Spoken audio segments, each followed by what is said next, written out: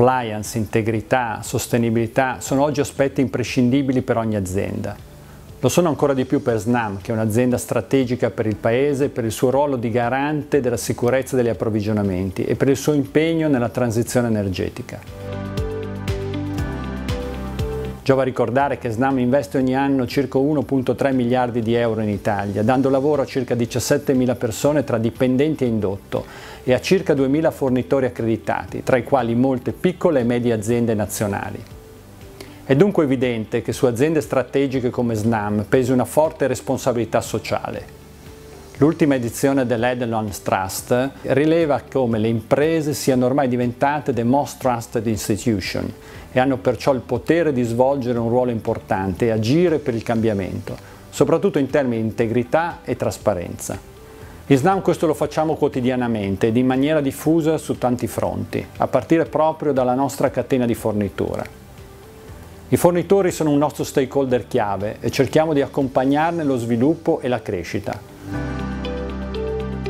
I nostri fornitori in particolare hanno un ruolo essenziale nel perseguimento delle strategie ESG di Snam. Partendo dalla G di governance, già dal 2020 abbiamo implementato un nuovo processo di monitoraggio della compliance, che ha ridefinito ed esteso le modalità operative delle analisi condotte su fornitori e subappaltatori. Per quanto riguarda la E di environment, il raggiungimento dei nostri obiettivi ambientali passa anche per il commitment dei nostri fornitori.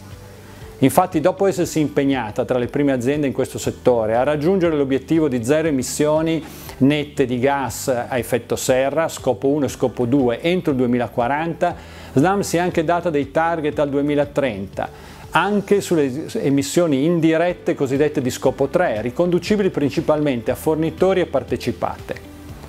L'obiettivo è ridurre le emissioni della nostra supply chain del 55% al 2030 in termini di intensità economica rispetto al 2019.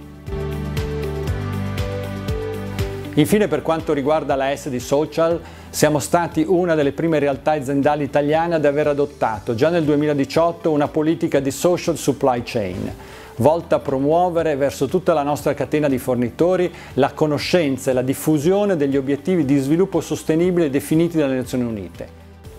Ed è proprio questo l'approccio di Snam nell'interpretare la Just Transition. Fornitori e subappaltatori sono stakeholder fondamentali e parte integrante della catena del valore di ogni società. E quindi, tornando alla responsabilità sociale delle imprese, è indubbio che un'azienda come Snam debba cercare di fare il possibile per coinvolgerli e accompagnarli in un percorso di miglioramento affinché nell'implementare la transizione ecologica ciò sia fatto nel modo giusto, che significa equilibrato ed inclusivo, in cui non sia lasciato indietro nessuno.